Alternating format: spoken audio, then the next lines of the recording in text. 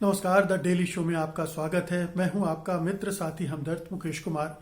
दोस्तों, प्रधानमंत्री नरेंद्र मोदी ने आज संसद में जो भाषण दिया है वो विवादों से घिर गया है और ये लाजमी भी था, क्योंकि उन्होंने जिस तरह के जुमले इस्तेमाल किए, जिस तरह के विचार उसमें प्रस्तुत किए, वो बेहद चुभने वाले, आपत्तिजनक और किसानों के और आंदोलन का मखौल उड़ाने वाले थे।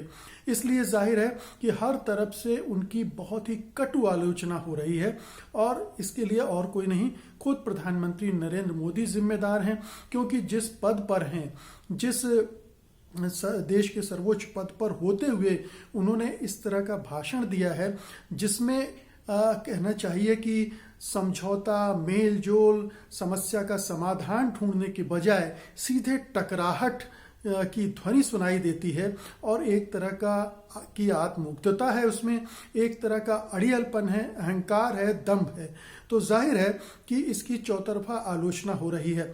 इसमें उन्होंने जो 4-5 प्रमुख बिंदु कहे हैं उनके बारे में मैं अभी आपसे बातचीत करूंगा, लेकिन उसके पहले आपसे एक छोटी सी गुजारिश करूंगा कि sathhindi.com का एक तो ऐप आपने अगर अभी तक डाउनलोड नहीं किया है तो उसको डाउनलोड कर लीजिए, और दूसरा कि sathhindi.com की सदस्यता ग्रहण कर लीजिए, क्योंकि आप सदस्य बनेंगे तो sathhindi.com को एक आर्थिक सहयोग मिलेगा और वो बेहतर ढंग से स्वतंत्र पत्रकारिता कर सकेगा।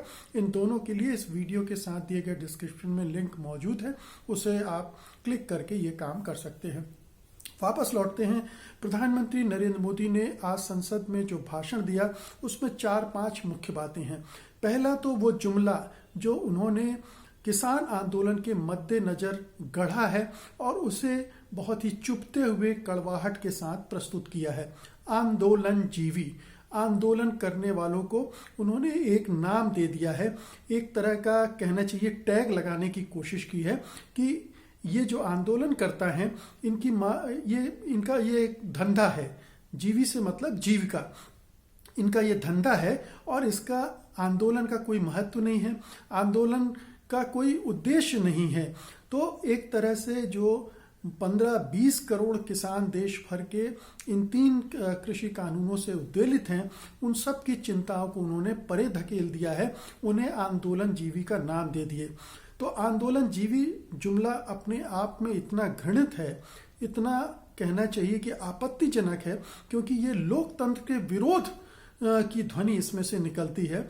हम जानते हैं कि लोकतंत्र में सर्वोच्च होती है असहमति का सम्मान, और अगर असहमति, असंतोष को आप बदनाम करने की कोशिश करते हैं, अगर वो प्रकट होती है, उसके लिए संघर्ष किया जाता है, आंदोलन किया जाता है, तो अगर उसको आप नीची नजरों से देखते हैं या एक देश विरोधी गतिविधि के रूप में प्रस्तुत करते हैं, तो ये बहुत ही नागवार है, ये बिल्कुल एक्सेप्टेबल नहीं है।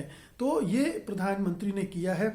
अब देखिए कि जो किसान संयुक्त मोर्चा है उसकी प्रतिक्रिया कितनी सधी हुई है, और उसने बहुत साफ शब्दों में कहा है कि हमें आज़ादी आंदोलन के जरिए मिली, और जो आंदोलन करने वाले उस समय थे वो भी आंदोलन जीवी हैं, इसलिए हम उस परंपरा के वाहक हैं, हम उस विरासत को लेकर आगे बढ़ रहे हैं, और हम भी आंदोलन इसीलिए कर रहे हैं कि हम गुलामी की बेड़ियों में न जकड़े जाएं। तो लेकिन आपकी पार्टी, आपका राष्ट्रीय स्वयंसेवक संघ, आपकी विचारधारा आज़ादी से कभी जुड़ी नहीं रही, आंदोलन से उस तरह से नहीं जुड़ी रही जो लोगों को मुक्त करता है, जो लोगों की जो गुलामी की बेड़ियां हैं उनको तोड़ता है। आपने आंदोलन किए, गाय के नाम पे किया, मंदिर के नाम पे किया, लेकिन उस तरह के आंदोलन में आपकी रुचि नहीं रही, और पहले रही भी। ऐसा नहीं है कि बीजेपी, आज की बीजेपी वैसी ही थी जैसे जो कल वाली बीजेपी के जैसी ही है, ऐसा बिल्कुल भी नहीं है। अटल बिहारी वाजपेयी या आडवाणी के ज़माने में दूसरे मुद्दों पर भी पार्टी आंदोलन करती रही है, और कभी उसने आंदोलन को हे नज़रों से नहीं देखा, ना उसको इस तरह से प्रस्तुत किया है। तो प्रधानमंत्री नरेंद्र मोदी खुद भी आंदोलन के जरिए उभर के आए थे, 77 के आंदोलन के जरिए। आज वो सत्ता में बैठे हुए हैं तो वो दूसरों को दोष दे रहे हैं। असल में तो वो भाषण जीवी हैं, भाषण के जरिए ही अपनी जीविका चला रहे हैं। प्रधानमंत्री बोलने की खा रहे हैं, उनके कुछ बहुत ऐसे कर्म नहीं हैं जिनको लेकर वो आगे जा सकें। तो भाषण भाषण भाषण जुमलेबाजी, ये उनकी उसमें महारत है। कोई उन्हें कह सकता है कि आप भाषण जीवी हैं, आप सत्ता जीवी हैं, कि सत्ता के लिए ही आपके सारे जो उपक्रम होते हैं वो करते हैं। आप कारपोरेट जीवी हैं, क्योंकि आप कुछ चंद अपने कारपोरेट मित्रों के नाम पूरी जो सार्वजनिक संपत्ति है करने पर आमादा हैं, डिसइन्वेस्टमेंट के नाम पर। तो ये जो टैग हैं उन पर भी लगाए जा सकते हैं। अब दूसरे मुद्दे पर आते हैं। आपने कहा कि विदेशी विचार, अब विदेशी विचारधारा क्या होती है? इस ग्लोबल दुनिया में कुछ भी विदेशी नहीं है, सब कुछ मिला जुला हो गया है। हम बाहर से कुछ लेते हैं, बाहर को कुछ देते हैं। और आपकी जो विचारधारा है वो कौन सी स्वदेशी है? आपकी विचारधारा में जो भी तत्व हैं वो यूरोप से ही लेकर आए गए हैं, चाहे वो हेडगेवार ने लिए हों, चाहे बीएस मुंजे हों जो कि इटली जाके मुसोलिनी से प्रेरणा लेकर, उनसे ट्रेनिंग एक तरह की लेकर, वहाँ के काम को देखकर तानाशाह की, और आपने अपनी राष्ट्रीय स्वयंसेवक संघ में उसको अप्लाई किया। तो ये विचारधारा जो जिसे आप राष्ट्रवाद कहते हैं, जो कि बेसिकली नस्ल पर आधारित है, वो भी यूरोप से ही यहाँ आयातित की गई है। तो आपका विचार कोई ओरिजिनल नहीं है, आप भी यूरोप की विचारधारा पर चल रहे हैं।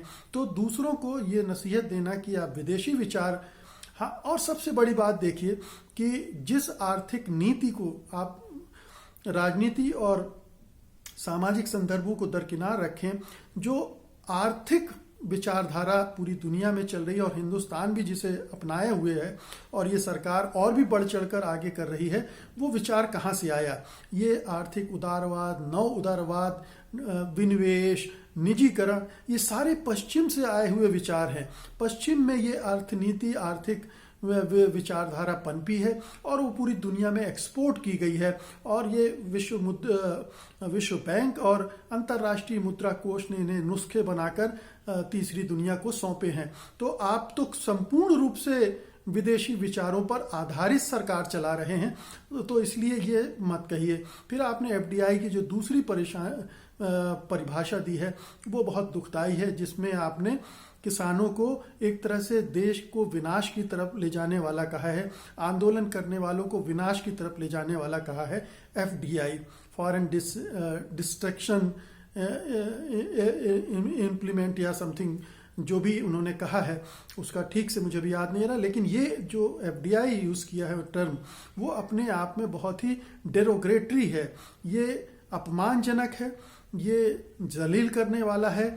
और ये किसी भी प्रधानमंत्री से ये उम्मीद नहीं की जा सकती है कि वो इतने निचले स्तर तक आकर वार करेगा उन किसानों पर जो अपने वजूद की लड़ाई लड़ रहे हैं। उन्हें लड़ना पड़ रहा है क्योंकि आपने ऐसे कानून को बनाकर लागू करने की दिशा में कदम बढ़ाए हैं जो कतई इस देश की किसान आवाम और किस खेती पर निर्भर मजदूरों को सूट नहीं करते हैं।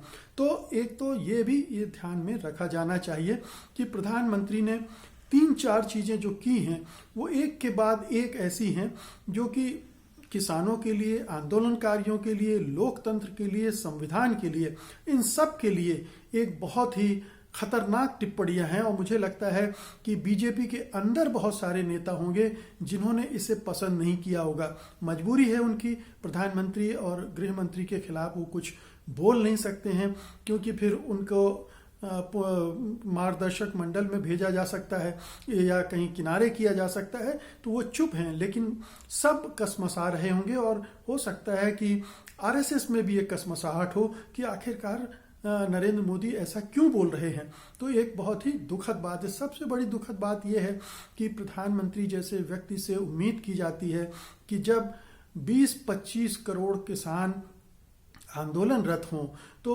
उस समस्या का समाधान, वो भी 2.5 महीने से, उस समस्या का समाधान ढूंढने की कोशिश की दिशा में वो कदम उठाएंगे।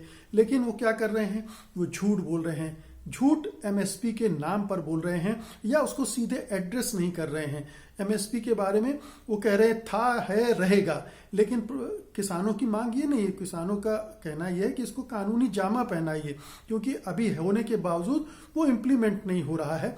लेकिन प्रधानमंत्री उसको टाल गए। प्रधानमंत्री ने डैमेज कंट्रोल के लिए अपनी पार्टी के लिए थोड़ा सा काम जरूर करने की कोशिश की कि सिखों का सम्मान किया जाना चाहिए, हर एक सिख का सम्मान किया जाना चाहिए, लेकिन उनको कंडेम नहीं किया जिन्होंने इस आंदोलन को खालिस्तान से जोड़ा है। इन आंदोलन में शामिल लोगों को खालिस्तानी करार दिया है, टुकड़े टुकड़े गैंग करार दिया है। तो ये प्रधानमंत्री डैमेज कंट्रोल उस स्तर पर करने की कोशिश कर रहे हैं, लेकिन ये उल्टा पड़ेगा, क्योंकि उन्होंने इतनी सारी चीजें नकारात्मक बोली हैं कि अगर एक उसमें कहीं कोई सकारात्मक बात थी भी तो वो भी इन संदर्भों के कारण बहुत बड़ी नकारात्मकता हासिल कर लेती है और उसे सही ढंग से तो कोई भी नहीं लेगा। तो एक बहुत ही मैं कहूँगा कि बहुत बुरा भाषण आज प्रधानमंत्री ने संसद में दिया है और उस पर अगर पूरी देश भर में शोर मच रहा है, और मैं समझता हूँ कि दुनिया के दूसरे हिस्सों में भी जब इस प्रधानमंत्री के इस भाषण का और इन तरह की चीज़ों का प्रचार होगा तो वैसी ही प्रतिक्रिया होगी। तो ये भारतीय जनता पार्टी के लिए, संघ परिवार के लिए बहुत ही कहना चाहिए कि भविष्य के लिए भी एक बहुत बुरा दिन साबित होगा ये आज का भाषण, क्योंकि कल को वो भी अपोजिशन में आएगी, कल को उसको भी आंदोलन करना पड़ेगा, और आंदोलन करना कोई बुरी बात नहीं है। तब वो क्या करेगा? तब क्या प्रधानमंत्री नरेंद्र मोदी की ये बातें उस पर चुभेंगी नहीं?